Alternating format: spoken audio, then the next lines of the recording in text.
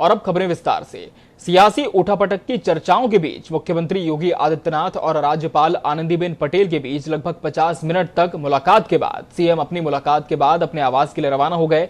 इस मुलाकात के दौरान सीएम ने राज्यपाल को श्री विष्णु और उनके अवतार नामक पुस्तक भेंट की। इस मुलाकात के बाद सियासी अटकलों का बाजार गर्म है, तो दूसरी तरफ इसे शिष्टाचार भेंट बताया जा रहा है, क्योंकि अमूमन महीने में 2 बार मुख्यमंत्री राज्यपाल से मिलते हैं। चूंकि पिछले 17 दिनों में राज्यपाल यहां नहीं थी, इसलिए उनके लखनऊ पहुंचते ही मुख्यमंत्री उनसे मिलने पहुंचे। राज्यपाल के साथ मुख्यमंत्री की बैठक तकरीबन खत्म हो गई है, कुछ ही देर में वो बाहर निकलने वाले हैं। लेकिन जो स्थितियां हैं, अभी तक अंदर से कुछ छन के निकल के नहीं आ पाया है कि क्या वार्ता हुई। लेकिन मोटे तौर पर ये कहा जा रहा है कि निश्चित रूप से ये एक औपचारिक वार्ता थी, जिसमें मुख्यमंत्री ने प्रदेश के विभिन्न पहलुओं पर, विभिन्न दिशाओं पर वार्ता की और कोविड में अब तक जो कुछ हुआ है उसकी जानकारी उन्होंने दी कि किस तरीके से उन्होंने किया। और उन्होंने ये भी बताया कि प्रदेश भर का उन्होंने दौरा किया, उस दौरे में क्या पाया क्या नहीं पाया। मैं आपको दिखा दूं कि मुख्यमंत्री थोड़ी देर निकलने वाले हैं। देखिए किस तरीके से काफिला निकलना शुरू हो गया है और ये मुख्यमंत्री का काफिला अभी आप देख रहे हैं। ये मुख्यमंत्री अब यहाँ निकल गए और ये देखिए मुख्यमंत्री जा रहे हैं। निश्चित रूप से आप को निश्चित ही मालूम होगा कि क्या होने वाला है क्या नहीं। जैसे कि कयास लगाए जा रहे थे कि यहाँ पे बहुत बड़ा राजनीतिक परिवर्तन होने वाला है या मंत्रिमंडल में विस्तार होने वाला है, लेकिन अभी तक राजभवन की तरफ से या सरकार की तरफ से ऐसी कोई भी जानकारी नहीं दी गई है। जो प्रदेश अध्यक्ष, मौजूदा प्रदेश अध्यक्ष स्वतंत्र देव सिंह, उनको कहीं ना कहीं मंत्रिमंडल में शामिल किया जाएगा, लेकिन अभी ये सिर्फ कयास तक सीमित है। आगे क्या होगा ये बात की बात है।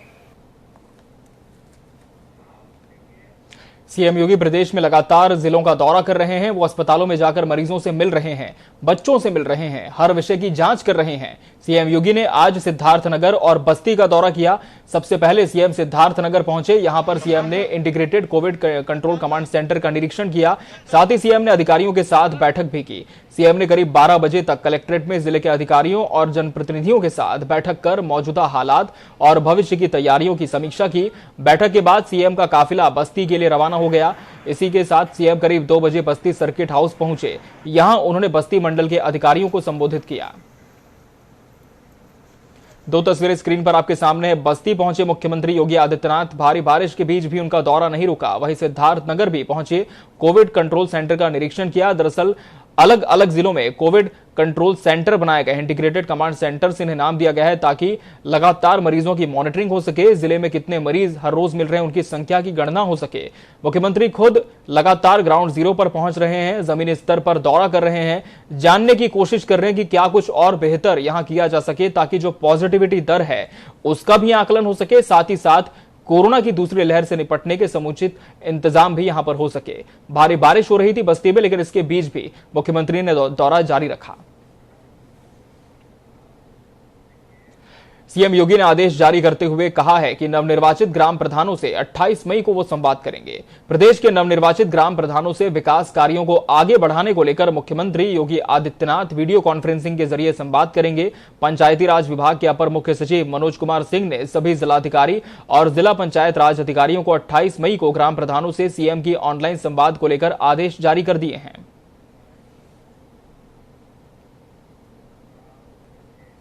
वैश्विक महामारी कोरोना वायरस संक्रमण का सेकंड स्ट्रेन भी उत्तर प्रदेश सरकार ने अपने नियंत्रण में ले रखा है। बीते 24 घंटे में 1,60,000 सैंपल आरटी-पीसीआर विधि से टेस्ट किए गए, जो कि एक दिन का रिकॉर्ड है। वैसे 24 घंटे में 3,47,821 सैंपल में 3,278 नए संक्रमित मिले हैं।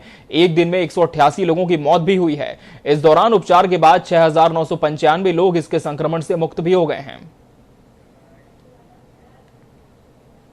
कांग्रेस महासचिव प्रियंका गांधी सोशल मीडिया पर जिम्मेदार कौन का अभियान चला रही हैं, जिसमें वो सोशल मीडिया के माध्यम से केंद्र सरकार से सवाल पूछ रही हैं। इस बार प्रियंका ने केंद्र सरकार से पूछा है कि केंद्र सरकार ने वैक्सीन बाहर क्यों भेजी, वैक्सीन उत्पादन में सबसे अव्वल देश वैक्सीनेशन में पीछे क्यों है। प्रियंका गांधी ने जिम्मेदार कौन अभियान के तहत पहले दिन वैक्सीनेशन की धीमी गति के लिए सरकार पर हमला बोलते हुए पूछा और कहा कि प्रधानमंत्री ने बयान दिया था कि उनकी सरकार पिछले साल ही वैक्सीनेशन के पूरे प्लान के साथ तैयार थी। तब जनवरी 2021 में मात्र 1,60,00,000 वैक्सीन का ऑर्डर क्यों दिया गया। इसके साथ ही कांग्रेस महासचिव ने कहा कि बस वैक्सीन सर्टिफिकेट पर प्रधानमंत्री नरेंद्र मोदी की फोटो है, लेकिन लगवाने की जिम्मेदारी राज्यों पर डाल दी गई है। कई राज्य वैक्सीन की कमी की सूचना दे रहे हैं, लेकिन कुछ भी नहीं हो पा रहा है। largest manufacturers of vaccines in the world facing a scarcity of vaccines today? Why was the first order of vaccines by the government of India placed in January 2021 when other countries began placing their orders in the summer of 2020? Why did our government export 6 crore vaccines between January and March 2021 while vaccinating only 3.5? सूबे में कुछ दिनों पहले कांग्रेस की ओर से इस बात का ऐलान किया गया था कि जल्द ही सूबे में कोरोना महामारी को लेकर जांच कमेटी गठित होगी। अब इस पूरे मामले में प्रियंका गांधी की ओर से अपडेट आया है कि जल्द ही सलमान खुर्शीद की अध्यक्षता में जांच कमेटी का गठन किया जाएगा, जो जिलों से जानकारी हासिल करके रिपोर्ट प्रस्तुत करेंगे।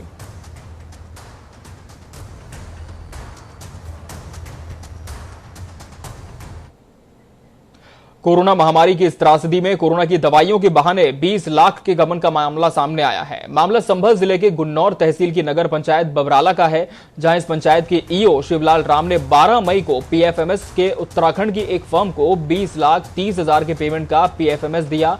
फाइल सामने आने के बाद चेयरमैन ने दस्तखत से इनकार कर दिया। चेयरमैन का कहना है कि 20 लाख की कोई दवा पंचायत में खरीद कर नहीं मंगाई गई है। स्टॉक रजिस्ट्रार में भी दवाई नहीं है। वहीं संबंधित कर्मियों ने भी दवा की खरीदी से इनकार कर दिया।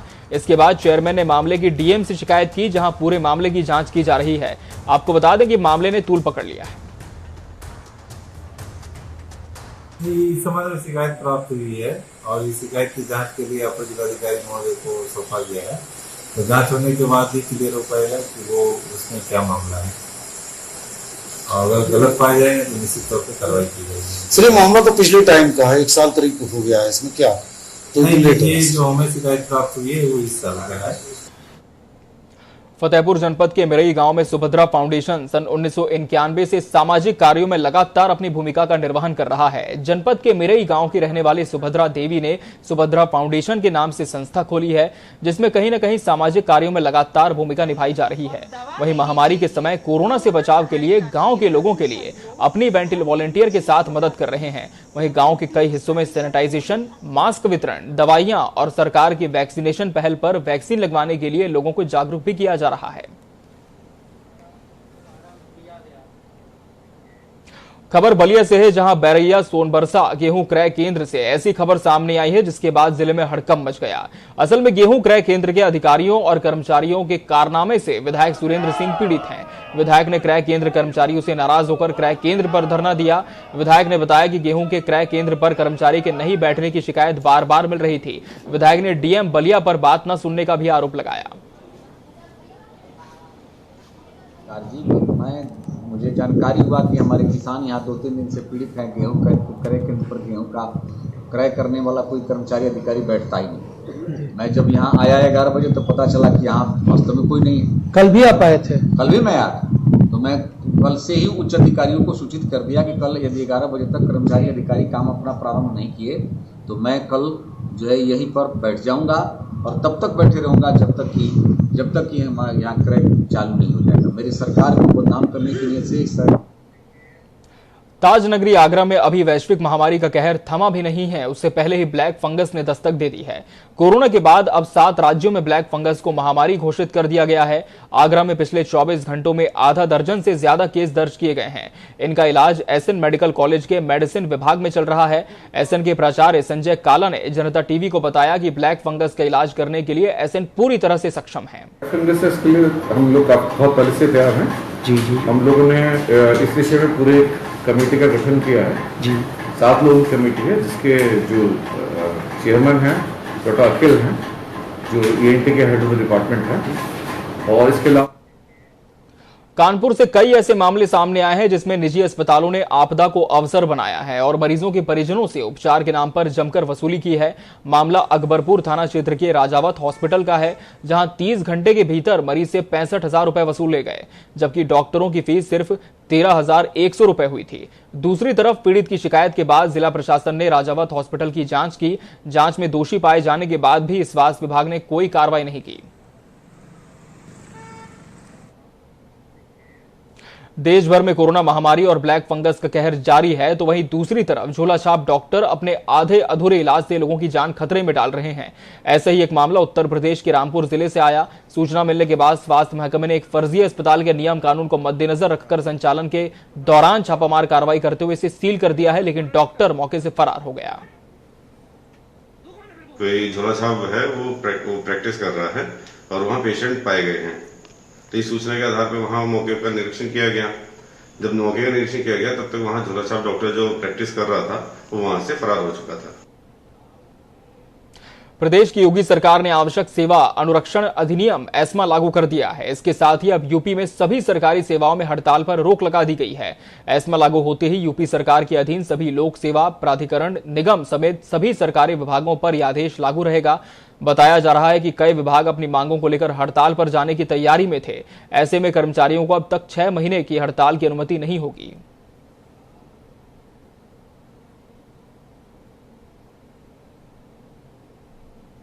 तूफान यास का असर उत्तराखंड और उत्तर प्रदेश में भी देखने को मिल रहा है। यहां के मौसम का मिजाज पल पल बदल रहा है। मौसम विभाग ने उत्तर प्रदेश के अधिकांश स्थानों में गरज के साथ बारिश और होने की संभावना जाहिर की है, जिसका असर दिखना भी शुरू हो गया है। 3 तस्वीरें इस वक्त आपके सामने हैं, श्रावस्ती, वाराणसी और बस्ती की। तूफान यास का असर बताया जा रहा है और मौसम विभाग ने इसके लिए पहले ही अलर्ट जारी किया था कि बारिश हो रही है, लेकिन आने वाले दिनों में भी इसी तरह से मौसम बने रहने की संभावना जताई गई है।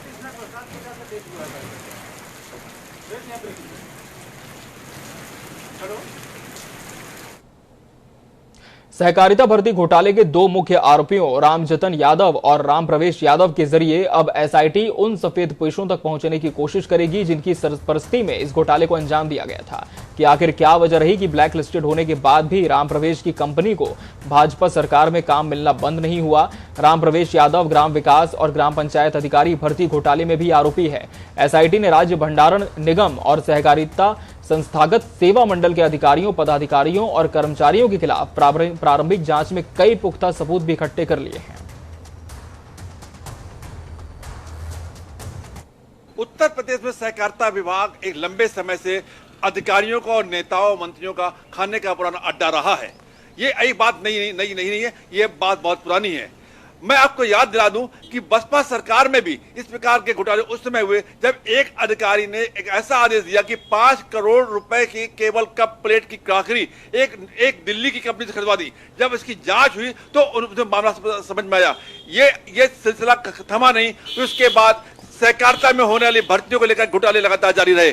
अब यही कह रहा है कि आज ये भंडारा का निगम जहां मैं खड़ा हूं, मैं से कहूंगा ये आलीशान बिल्डिंग देख रहे हैं। निश्चित रूप से आलीशान बिल्डिंग उसी का नतीजा है जहां पे लंबे घोटाले हुए हैं। और सहकारिता विभाग में भर्ती को लेकर के जिस तरीके से घोटाला हुआ है, निश्चित रूप से अभी इसमें परतें दर परतें खुलेंगी और बड़े बड़ों के नाम आएंगे। हो सकता है कि सपा सरकार के और उन बड़े लोगों के नाम आए जिनके वजूद पर सरकारें चला करती थी। कैमरामैन आशीष यादव के साथ अनिल के अंकुर, लखनऊ। नारनौल से चलकर अलीगढ़ जाते समय इंजन में हुई खराबी के कारण निजी हेलीकॉप्टर की यमुना एक्सप्रेसवे पर इमरजेंसी लैंडिंग माइलस्टोन 72 पर कराई गई। ये इमरजेंसी लैंडिंग मथुरा के थाना नौझील इलाके में हुई है। निजी हेलीकॉप्टर की इमरजेंसी लैंडिंग की सूचना पर पुलिस भी मौके पर पहुंची। पायनियर कंपनी के 2 सीटर हेलीकॉप्टर के सकुशल लैंडिंग होने के बाद पायलट और स्थानीय पुलिस ने राहत की सांस ली।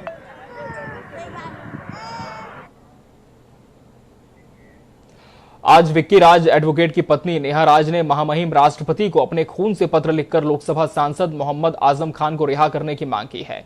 नेहा राज ने कहा है कि उत्तर प्रदेश के रामपुर जिले के लोकसभा सांसद मोहम्मद आजम खान, जो बेगुनाह और निर्दोष होते हुए भी फर्जी मुकदमे में 26 फरवरी 2020 से जेल में बंद हैं और वो 9 मई 2021 से कोरोना संक्रमित होने के कारण लखनऊ के मेदांता हॉस्पिटल में एडमिट हैं, जहां उनकी हालत बहुत ही गंभीर बताई जा रही है। महामहिम आप देश के राष्ट्रपति होने के साथ साथ 135 करोड़ देशवासियों के अभिभावक भी हैं।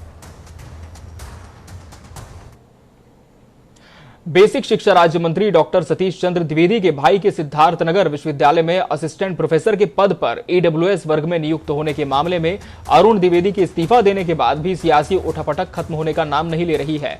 अब आम आदमी पार्टी ने बेसिक शिक्षा राज्य मंत्री डॉक्टर सतीश चंद्र द्विवेदी की बर्खास्तगी की मांग की है। गरीब कोटे में मंत्री के भाई की नियुक्ति का मामला उठाते हुए प्रदेश प्रभारी और राज्यसभा सांसद संजय सिंह ने बुधवार को कहा था कि चोरी की घटना का भी खुलासा हुआ है और चोरी का माल भी मिल गया है। समाजवादी पार्टी के एमएलसी आशुतोष सिन्हा ने उत्तर प्रदेश की सूचना विभाग के सोशल मीडिया में काम करने वाले पार्थ श्रीवास्तव के सुसाइड केस के मामले में सीएम योगी को पत्र लिखा है। पत्र में उन्होंने सुसाइड केस की सीबीआई जांच की मांग की है।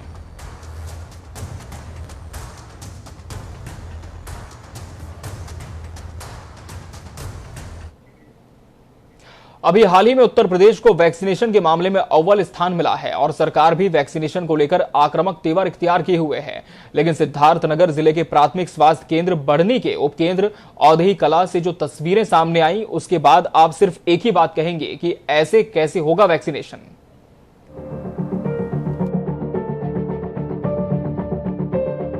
कोरोना वायरस की त्रासदी से आज पूरा देश जूझ रहा है।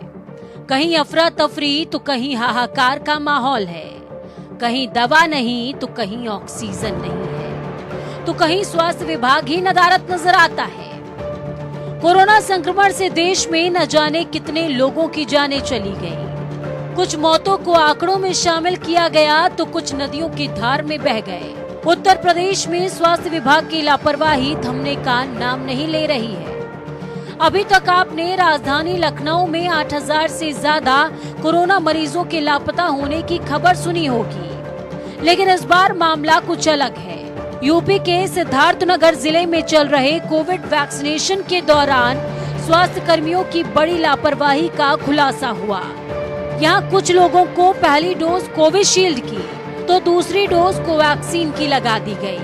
पूरा मामला जिले की बढ़नी प्राथमिक स्वास्थ्य केंद्र का है, जहां औधी कला गांव में लगभग 20 लोगों को वैक्सीन की पहली डोज कोविशील्ड की लगाई गई, लेकिन 14 मई को दूसरी डोज लगाते समय स्वास्थ्य कर्मियों की बड़ी लापरवाही देखने को मिली। स्वास्थ्य कर्मियों ने दूसरी डोज कोवैक्सीन की लगा दी। इस बात की जानकारी होते ही विभाग के मानो हाथ पांव फूल गए, हड़कंप मच गया।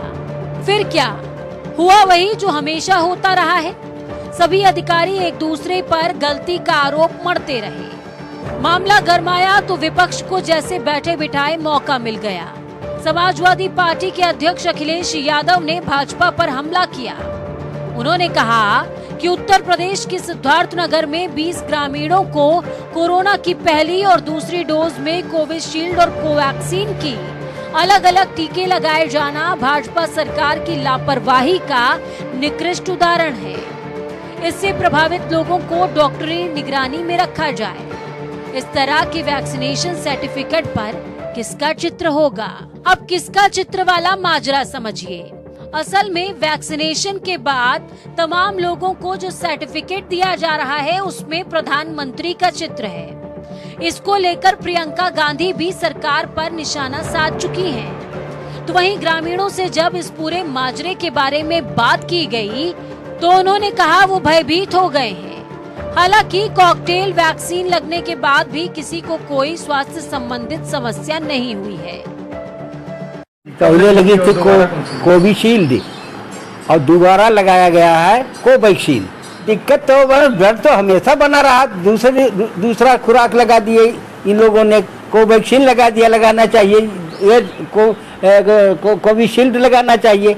तो अभी तो भी अंदर बना हुआ शरीर के अंदर है कि कुछ न कुछ जरूर हो न जाए। स्वास्थ्य विभाग की लापरवाही के इस मामले को लेकर जब सीएमओ संदीप चौधरी से बात की गई तो उन्होंने स्वीकार किया कि लगभग 20 लोगों को स्वास्थ्य कर्मियों ने लापरवाही बरतते हुए अलग अलग वैक्सीन लगा दी है। जो भी दोषी कर्मचारी होंगे उनके खिलाफ बड़ी कार्रवाई की जाएगी। ये चूक तो है क्योंकि गवर्नमेंट ऑफ इंडिया का भी कोई मिनिस्ट्री ऑफ हेल्थ की कोई ऐसी गाइडलाइन नहीं है कि कॉकटेल लगे, जिसको जो पहला डोज लगना उसी को दूसरा डोज लगना। ये चूक तो है, जिसके लिए हमने इंक्वायरी ऑर्डर की थी और हमारे चिकित्सक वरिष्ठ चिकित्सक लोग जाकर उनको इंक्वायरी की, उन्होंने अपनी रिपोर्ट दे दी है। और उस रिपोर्ट के आधार पे जिन जिन दोषी लोगों को मैंने उनको स्पष्टीकरण उनसे मांगे हैं और जैसा भी उचित स्पष्टीकरण जो भी न्यायपूर्वक रहेगा वो हमारे स्तर का होगा तो हम उस पर अपना एक्शन लेंगे। चलो ठीक है साहब, गलती तो मान ली, लेकिन मजबूर असहाय लोगों की जिंदगी का क्या, जिन्होंने आंख बंद करके भरोसा करते हुए बढ़ा दिया अपना हाथ और कहा लो साहब लगा दो टीका। और क्यों ना फिर लोग महकमे और वैक्सीनेशन के डर से नदी में छलांग लगा दें। जनता टीवी के लिए सिद्धार्थनगर से अजय कुमार और डेस्क से विशाल त्रिपाठी की रिपोर्ट।